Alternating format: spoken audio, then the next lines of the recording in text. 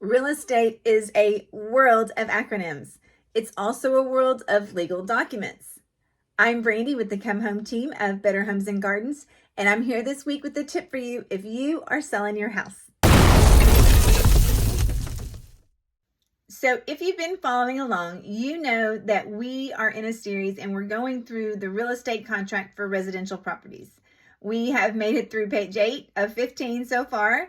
So we're not going to waste any time. I'm just going to jump right in and we're going to get started. Page 9 starts with section 16, which is inspection and repairs.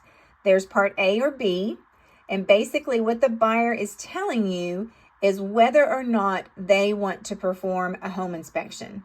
Part A says that the buyer is going to purchase the property and accept it as is, where it is, with all faults basis, and that they are actually declining the right to perform a home inspection. Part B, which is more likely what you're going to see, is that the buyer has the right at their expense to perform a home inspection. They can either hire a licensed home inspection or they can do it themselves, but either way, it is at their expense, and the catch is that you as the seller have to cooperate with them so that they can get into the house and get that home inspection done.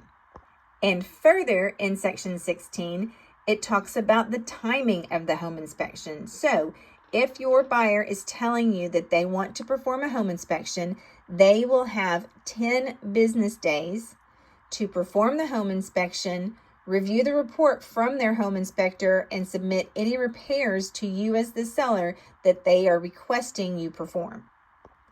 Additionally, if the buyer is unsatisfied or unhappy with the report, once the home inspection report comes back to them, they can at that time terminate the contract, and that means that you and the buyer both agree to sign the termination if that is the case.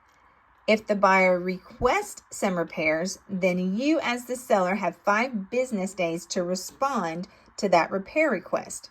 And if you don't respond within those 5 business days, the buyer can either, 1, accept the property knowing that there are repairs that need to be done, or 2, terminate the contract.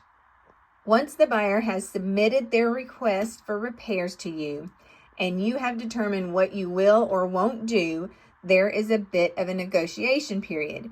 Once you settle during that negotiation period, you move forward with the process.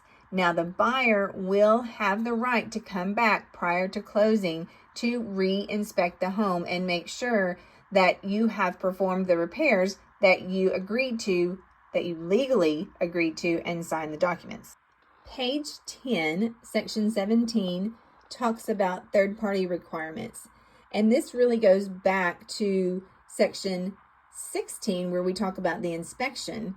Basically, what it's saying is if there are any required repairs, for example, if the buyer is getting an FHA loan and the FHA loan company requires a specific thing to be done, that the buyer will submit that to you as the seller promptly, and then you can either agree to perform those required repairs or negotiate with your buyer that they will accept the property as is at closing, as well as accept the responsibility to adhere to those required repairs. Now, if you cannot come to an agreement, again, this is where you and the buyer can agree to terminate the contract. Section 18 is talking about the seller property disclosure. And if you will remember earlier on when we talked about the paperwork that you as the seller will have to complete when you list the property, we talked about the listing agreement and the seller property disclosure. Now here we are again in the real estate contract talking about the seller property disclosure. So the buyer has 4 options. The buyer can select Part A, which means that the buyer has received a copy of the seller property disclosure. They can select Part B, which says that they are requesting a copy of the seller's property disclosure and need it within 3 business days that the contract has been executed.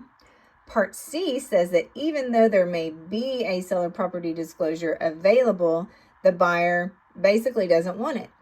And then Part D is that the buyer understands that there is no seller property disclosure available.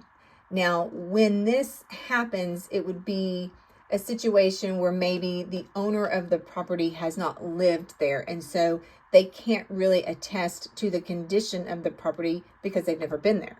Well, we are up to 4 minutes, and we only got through 2 pages, unfortunately, today, but I don't want to bore you.